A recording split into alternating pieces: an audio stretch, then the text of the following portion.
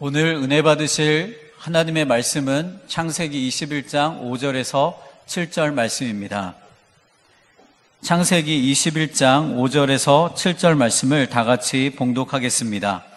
아브라함이 그의 아들 이삭이 그에게 태어날 때에 100세라. 사라가 이르되 하나님이 나를 웃게 하시니 듣는 자가 다 나와 함께 웃으리로다. 또 이르되 사라가 자식들을 젖먹이겠다고 누가 아브라함에게 말하였으리오마는 아브라함의 노경에 내가 아들을 낳았도다 하니라. 아멘. 할렐루야. 여러분, 주님을 사랑하시면 아멘 하십시다. 주님 지금 우리 가운데 함께 계심을 믿으시면 아멘 합시다. 옆에 계신 분과 인사하실 때 오늘 이 밤에 반드시 기적이 일어납니다. 서로 인사하겠습니다. 다시 한번 인사하십시오. 하나님께서 당신의 기도를 반드시 응답하십니다.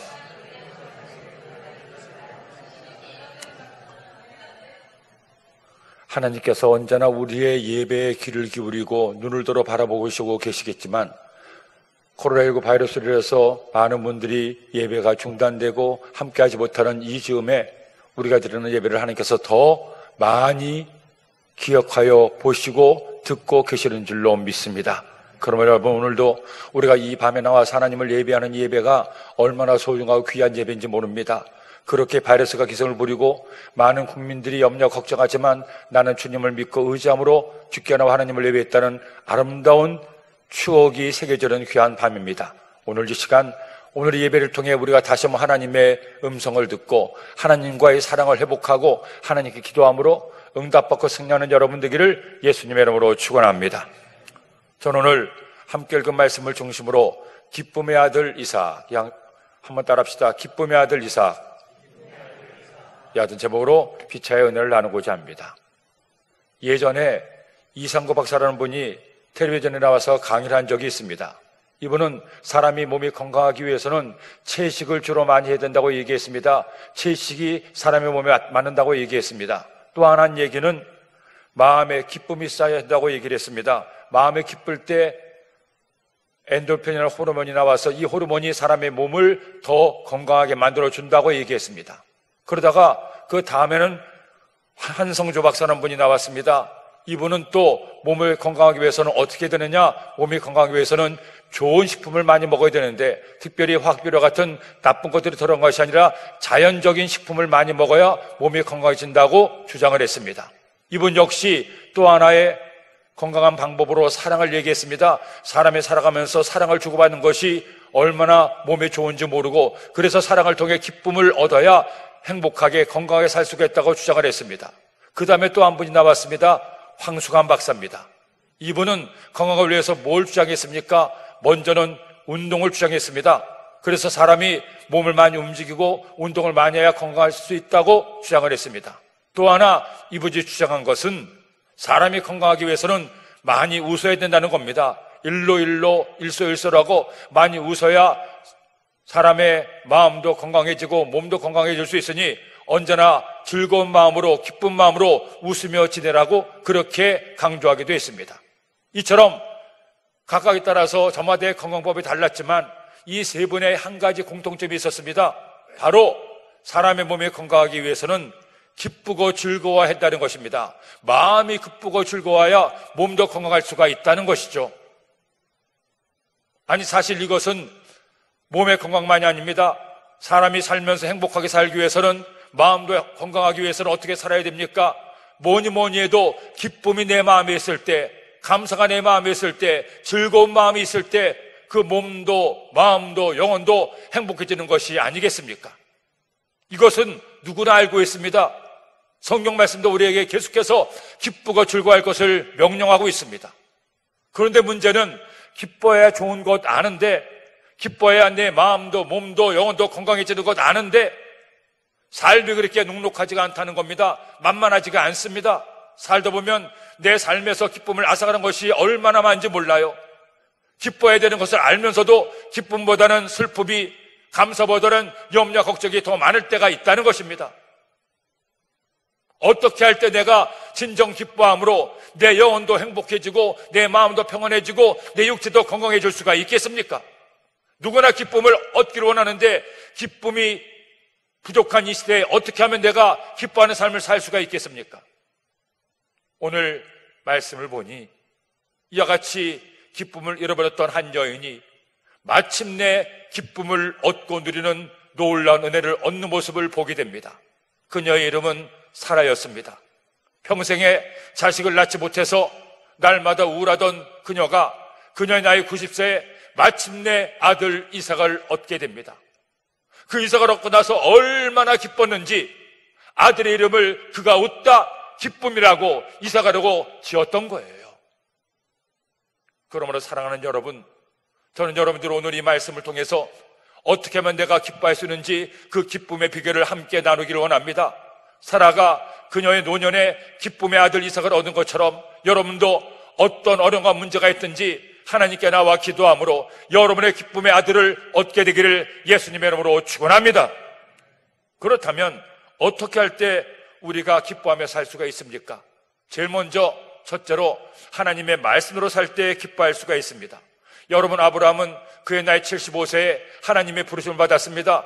하나님께서는 그에게 오셔서 말씀하셨죠. 너는 너의 본토 친척 아베 집을 떠나서 내가 너에게 지시할 땅으로 가라고 명령하셨습니다. 그런데 그 명령을 자세히 보면 기가 막힌 명령입니다. 어디로 가라가 아닙니다. 내가 너에게 지시할 땅으로 가라고 말씀합니다.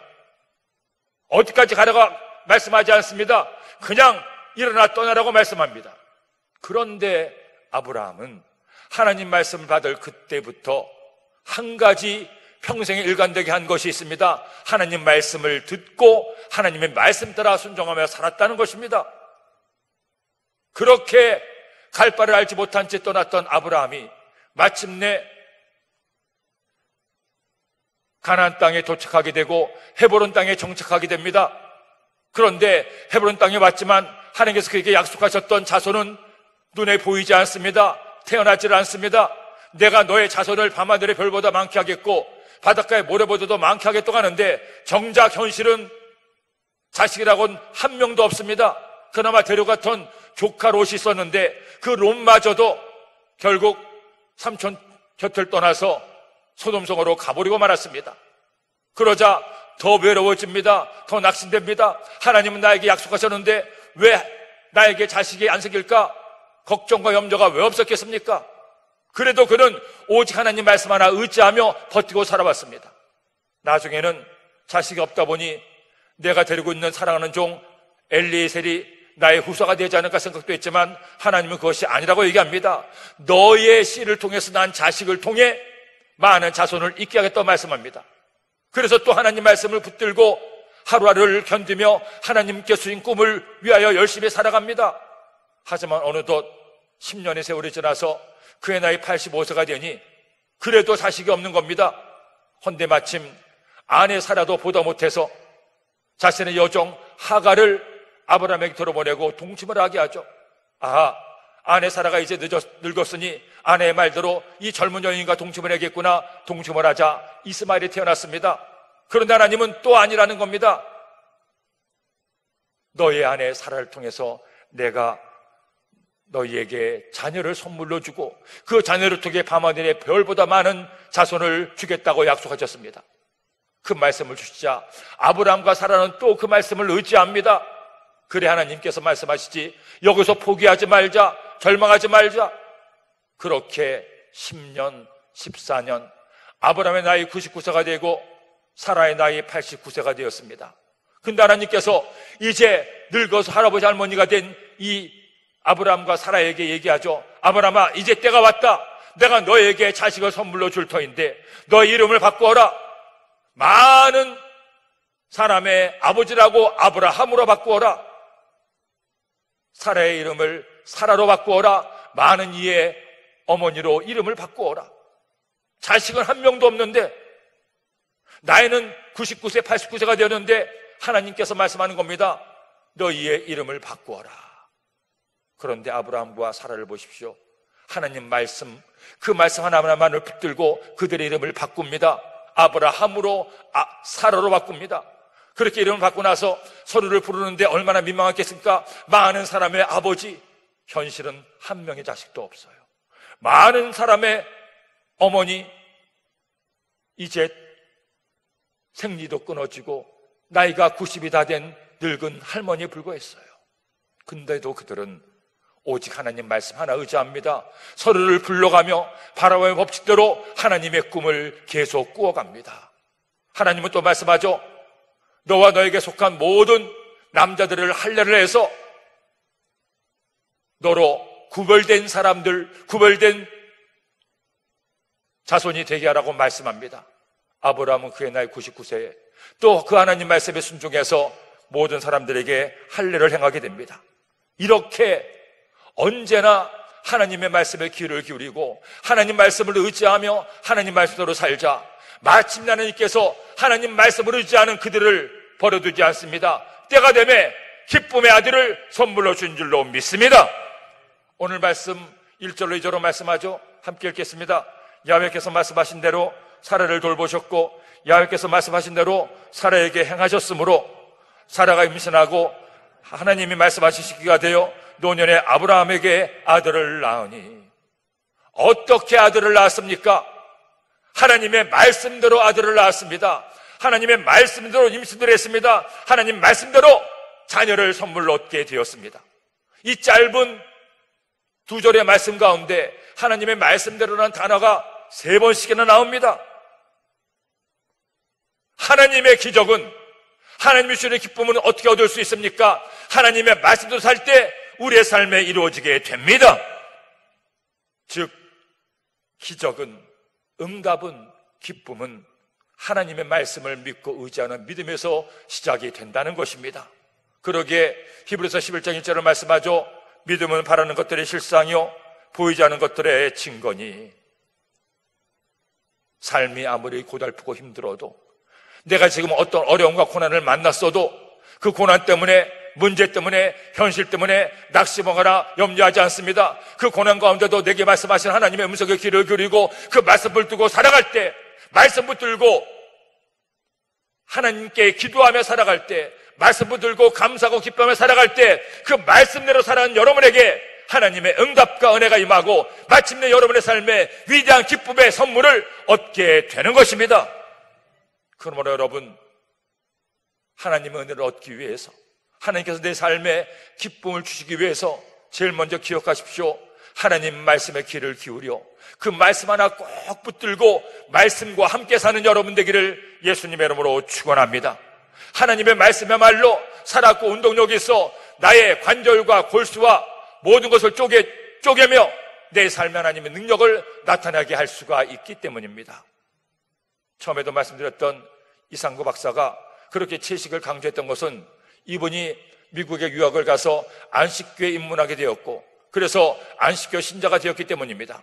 안식교에서는 예수님께서 십자가 달려 죽으신 것은 구원의 완성이 아니라 구원의 시작에 불과하고, 진정한 구원을 이루기 위해서는 예수님을 믿을 뿐 아니라 플러스 율법의 말씀을 그대로 지켜야, 그래야 구원을 받는다고 잘못된 교리를 가르치는 이단입니다.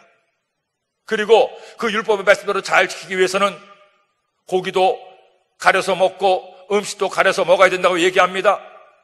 그래서 거기에 빠졌던 이상구 박사가 또 의사로서 건강을 체크해 보니 채식이 몸에 좋다는 것을 알게 되고, 그때부터 채식 전도사가 되고 안식교 전도사가 돼서 많은 사람들이 그 사람 때문에 안식교에 빠지는 일들도 생겨나게 되었습니다.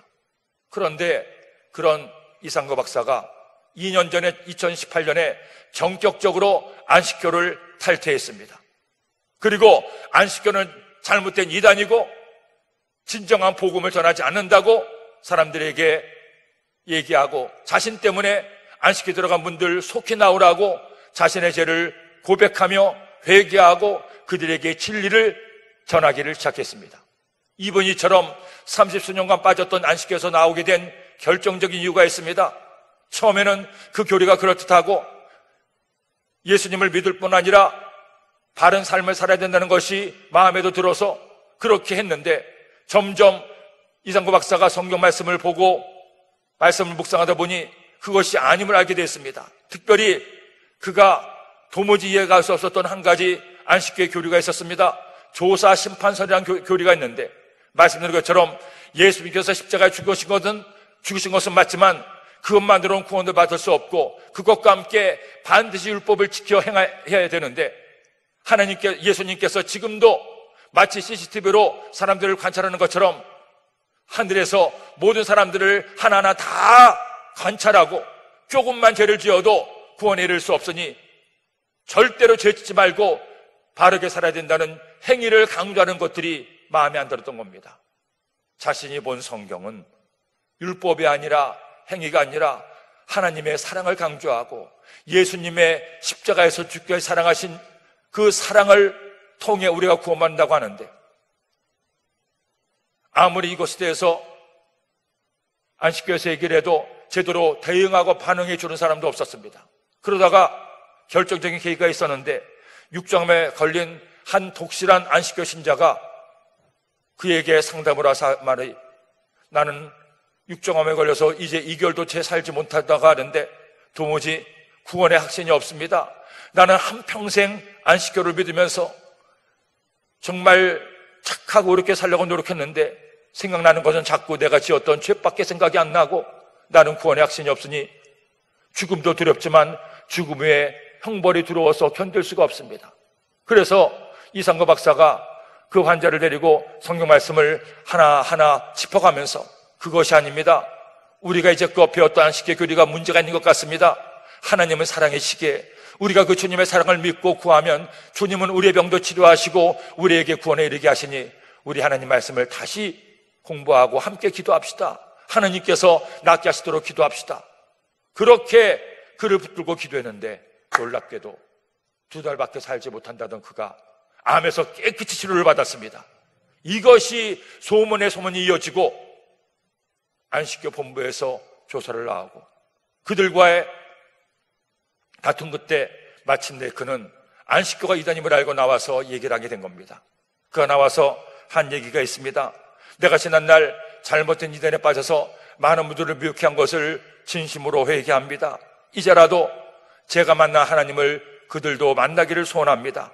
하나님은 사랑이시고 구원은 오직 성경 말씀대로 믿음으로 얻을 수 있는 것이지 사람의 행위로는 절대로 구원을 얻을 수가 없습니다.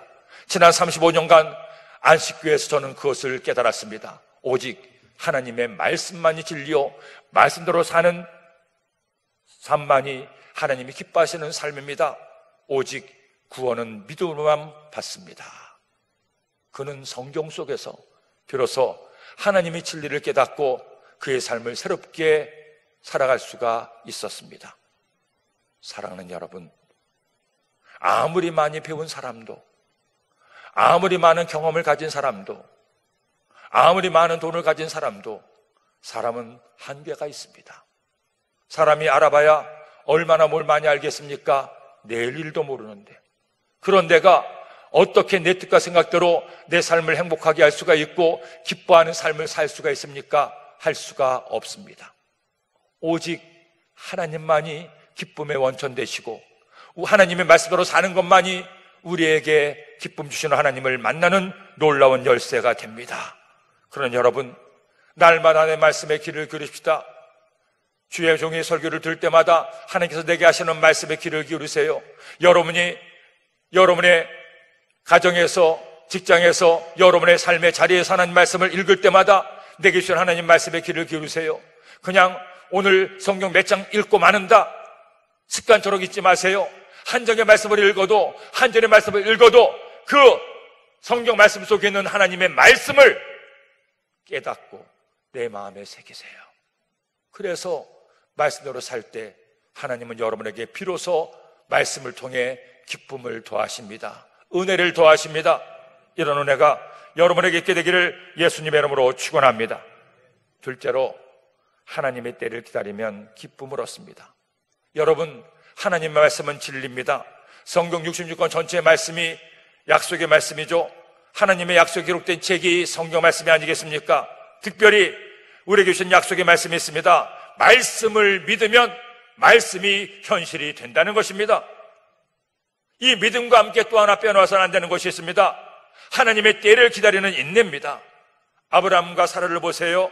그들 하나님 말씀을 받았습니다. 그 말씀을 붙들고 25년을 살아왔습니다. 그런데 말 그대로 하나님께서 말씀하셨을 때 말씀이 그대로 바로 현실로 바뀐 것이 아닙니다. 무려 25년의 기다린 세월을 기다려야만 됐습니다. 하나님의 응답의 때를 기다렸을 때 하나님의 때가 되매 하나님의 응답과 내가 그들에게 임하게 되었던 것입니다. 왜 우리가 하나님이 뜨길 때를 기다려야 됩니까? 내게 응답하시고 내게 기쁨을 주는 분이 하나님이시기 때문이에요. 그 하나님은 나보다 나를 더 사랑하시고 그 하나님은 나보다 나의 삶과 형편을 더 잘 아십니다. 언제 나에게 기쁨을 주셔야, 언제 내게 응답을 주셔야 가장 좋은 때인지 나보다 하나님이 더 잘 알고 계신다는 겁니다. 아브라함은, 사라는 하나님께서 부르셨을 75세 그때 가나안에 정착했을 때 자식을 주셨으면 좋다고 생각을 했을 수가 있습니다. 85세가 되었을 때, 90세가 되었을 때 더 늦기 전에 자식을 주시면 얼마나 좋을까? 그런데 하나님은 사라의 생리도 끊어지고 이제는 나이 100세, 90세가 되어서 사람으로서는 도저히 자식을 낳기를 기대할 수 없을 그때, 사람의 몸으로 아무것도 할 수 없을 그때 비로소 하나님께서 손을 내밀어 그들에게 응답과 기쁨을 더하여 주십니다. 왜? 그때가 되어야, 그때 자식을 선물로 주어야 그 자식은 나의 수고와 노력이 아니라 하나님께서 주시는 선물이요 기쁨임을 알 수가 있기 때문입니다. 그러므로 여러분, 우리가 하나님께로부터 기쁨을 얻기를 원하십니까? 여러분의 삶에 하나님의 응답과 은혜를 얻기를 원하십니까? 우리가 하나님을 믿을 뿐 아니라 뭘 해야 됩니까? 하나님의 응답이 올 때까지, 하나님께서 주시는 기쁨이 나의 삶에 찾아올 때까지 참고 인내하는 여러분 되기를 예수님의 이름으로 축원합니다. 절대로 중간에 포기해서는 안 됩니다. 믿음을 잃어버려서는 안 됩니다. 원망하고 불평해서는 안 됩니다. 하나님께서 주시는 때가 가장 좋은 때임을 기억하고 힘들어도 어려워도 주님, 저는 주님이 좋으신 하나님이심을 믿습니다. 예수님께서 그 피의 공로로 내 삶의 치료를 허락하시고 나의 삶의 저주를 지하시고 응답하실 것을 믿습니다. 기나긴 인내의 시간에 참고 인내하는 여러분의 그 인내의 믿음이야말로 어두운 밤하늘이 빛나는 별처럼 여러분의 삶 속에 놀라운 은혜와 은총을 비추는 빛이 될 수가 있습니다. 그러니 여러분, 인내하세요. 하나님께서 내게 기쁨을 줄 때까지, 응답하실 때까지 절대로 낙심하거나 포기하지 말고 그럼에도 불구하고 기뻐하고 감사함으로 승리하는 여러분 되기를 예수님의 이름으로 축원합니다. 제가 군대 갔을 때 가장 힘들었던 것이 한 가지가 있습니다. 바로 제식훈련이었습니다. 제식훈련이 뭔지 군대 다녀오신 남자분들은 다 알겠고 여자분들은 잘 모르는 분도 있을 겁니다.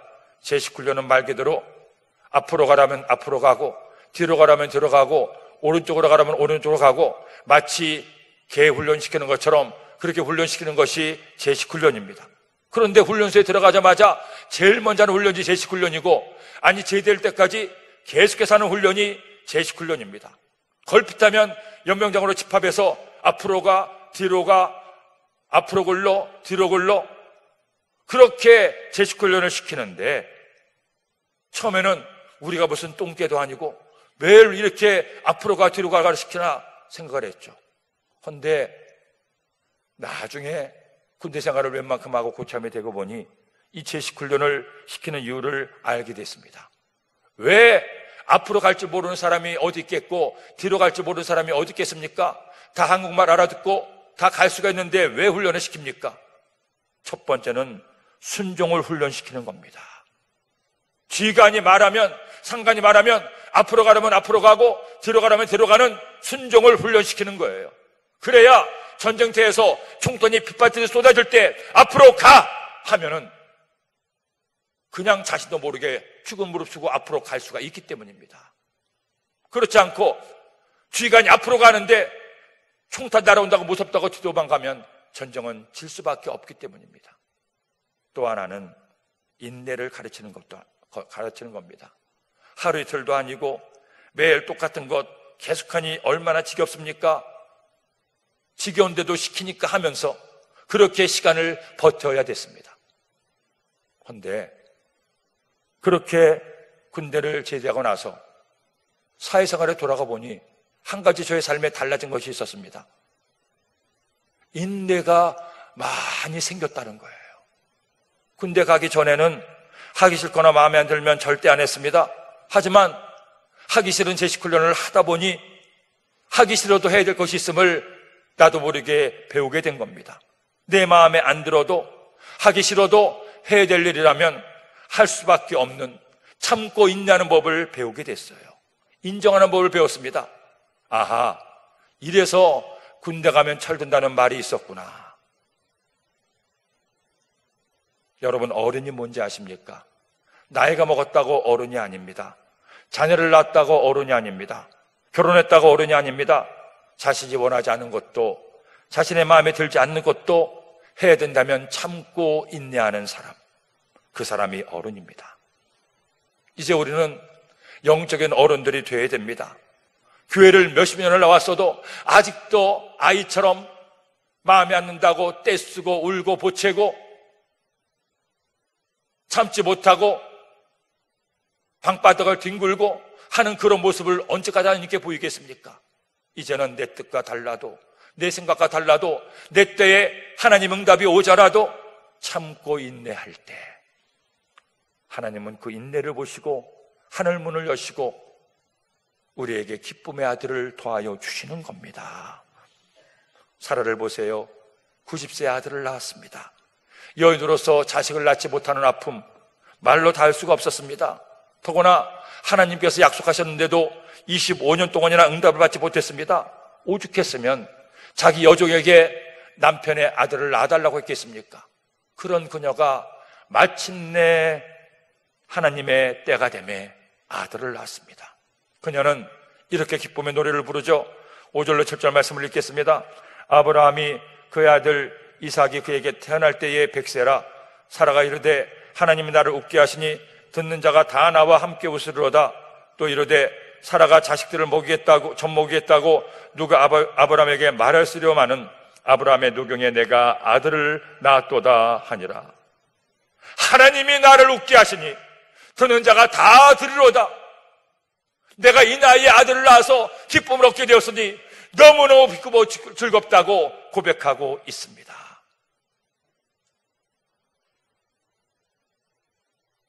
이삭은 90세 낳은 아들 이삭은 사라에게, 아브라함에게 기쁨의 선물이었습니다.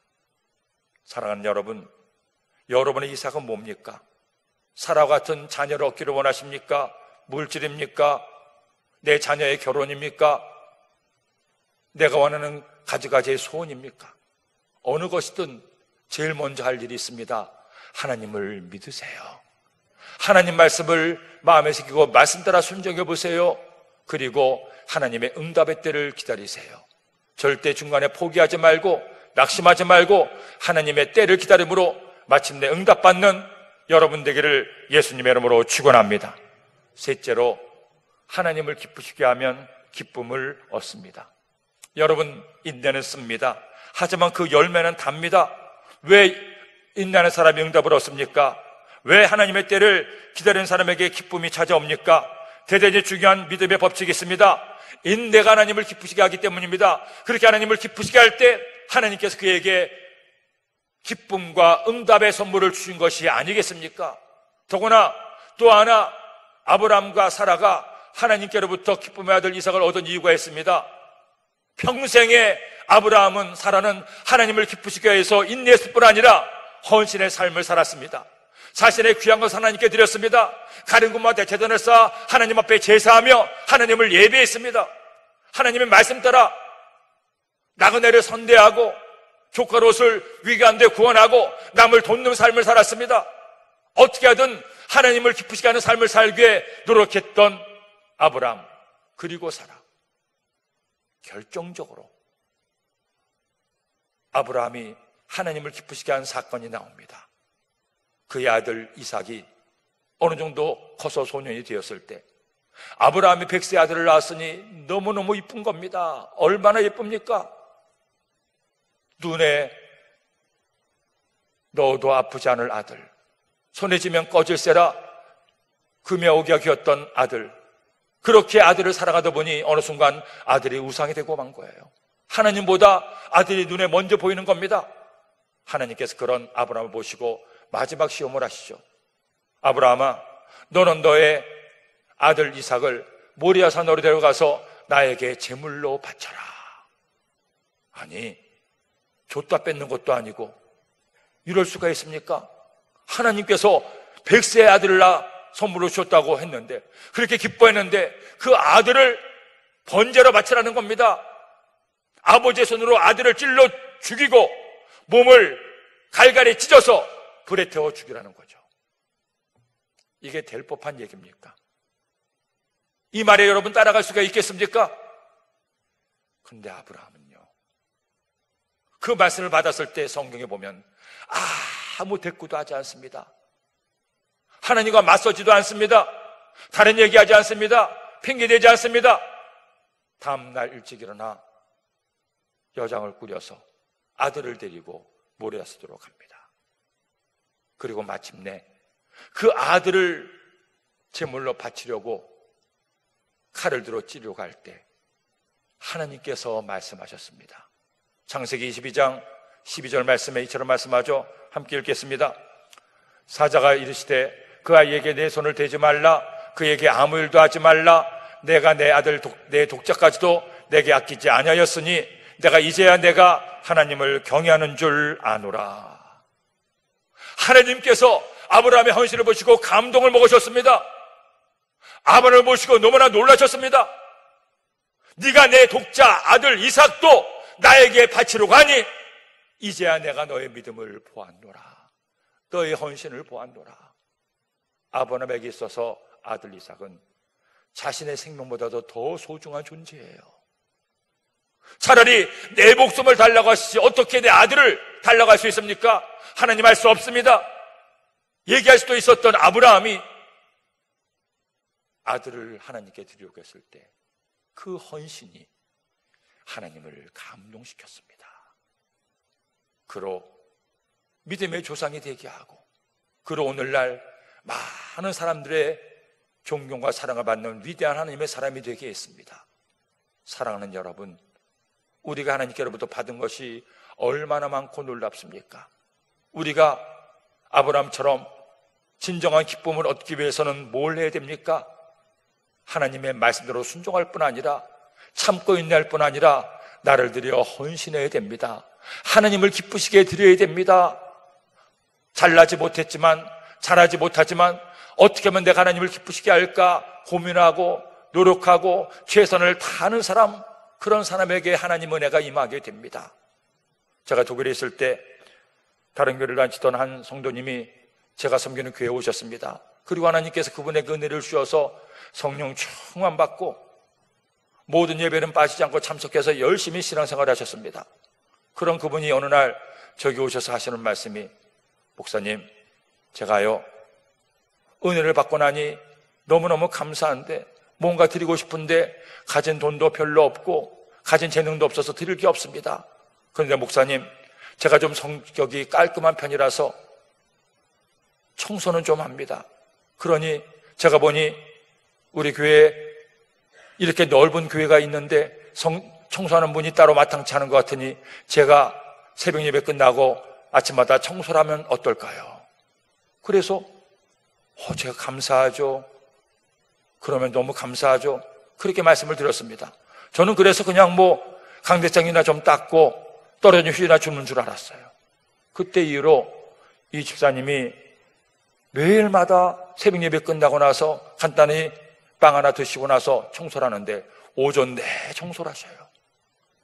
1층, 지하실, 1층, 2층, 성전, 사무실 모든 바닥을 다 하는데 오전 내 4시간, 5시간을 거쳐서 쓸고 닦고 치우시는데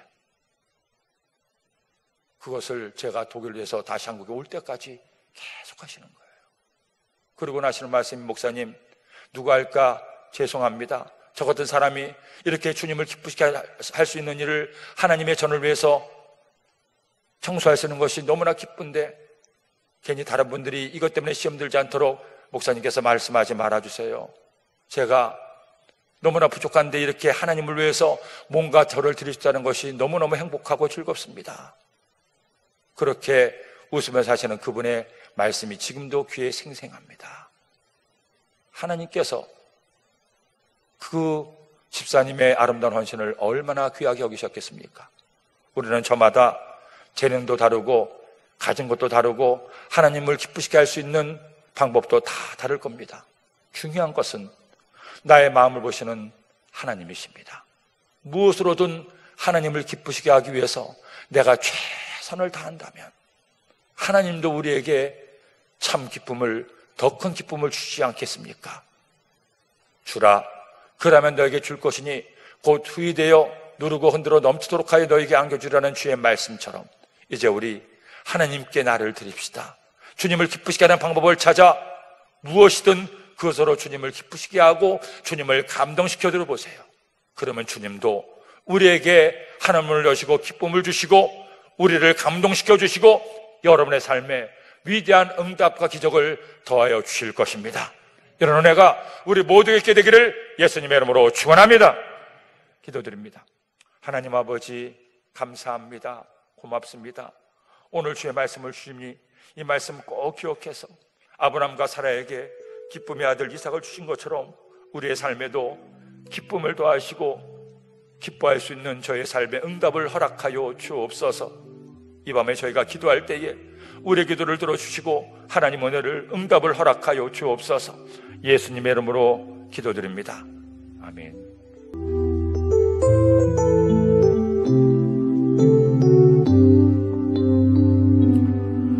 전능하신 나의 주 하나님은 능치 못하실 일 전혀 없네. 우리의 모든 간구도 우리의 모든 생각도 우리의 모든 꿈과 모든 소망도 하신 나의 주 하나님은 우리의 모든 괴로움을 바꿀 수 있네. 불가능한 일 행하시고 죽은 자를 일으키시니 그를 이길 자 아무도 없네. 주의 말씀을 하여 깊은 곳에 금을 던져 오늘 그가 놀라운 일을 이루시는 것 보라. 주의 말씀을 의지하여 믿음으로 금을 던져 믿는 자에게 능치 못함 없네. 전능하신 나의 주 하나님, 전능하신 나의 주 하나님은 능치 못하심이 없음을 믿으며 찬양합니다. 능치 못하실 일 전혀 없네. 우리의 모든 간구도 우리의 모든 생각도 우리의 모든 꿈과 모든 소망도 진실하신 나의 주 하나님은 우리의 모든 괴로움을 바꿀 수 있네. 불가능한 일 행하시고 죽은 자를 일으키시니 그를 이길 자 아무도 없네. 주의 말씀을 의지하여 주의 말씀을 의지하여 깊은 곳에 금을 던져 오늘 그가 놀라운 일을 이루시는 것 보라. 주의 말씀을 의지하여 믿음으로 금을 던져 믿는 자에게 능치 모두 일어나서 찬양합시다. 주의 말씀을 의지하여 주의 말씀을 깊은 곳에 그물을 던지나이다. 깊은 곳에 그물 던져 오늘 그가 놀라운 일을 이루시는 것 보라. 주의 말씀을 의지하여 믿음으로 그물 던져 믿는 자에게 능치 두 손 들고 찬양합니다. 주의 말씀을 의지하여 주의 말씀을 의지하여 깊은 곳에 그물 던져 곳에 그물 던져 오늘 그가 놀라운 일을 이루시는 것 보라. 주의 말씀을